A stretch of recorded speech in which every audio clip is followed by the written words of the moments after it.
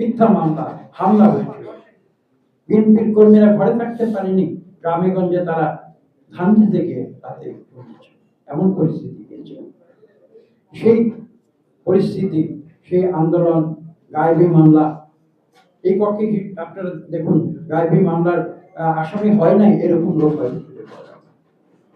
এই পরিস্থিতিতে একটি বিস্ফোরণমুখ রাজনৈতিক পরিস্থিতি সৃষ্টি হয়েছে এবং সেই পরিস্থিতিতে আমি বলবো একটা পর্যায়ে যখন আসে জুলাই 2024, তখন বৈষম্য বিরোধী ছাত্র আন্দোলনের সূচনা হয়।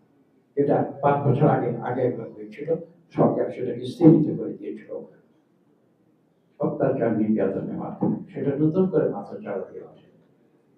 এবং সেই সময় আমি এভাবে বলবো, সেই বিস্ফোরণমুখ পরিস্থিতিতে সেই ছাত্র জনতার বৈষম্য বিরোধী আন্দোলন দেশলাই যেমন ভাষা দিয়ে যেমন আগুনের ফুলকি জ্বালিয়ে দেয়, ঠিক তেমনি সেই বিস্ফোরণমুখ পরিস্থিতিতে আগুনের ফুলকি জ্বালিয়ে দিয়েছিল ছাত্র জনতা বৈষম্য বিরোধী আন্দোলনের মাধ্যমে, এবং তার ফলশ্রুতিতে একটি বিস্ফোরণ হয়েছিল।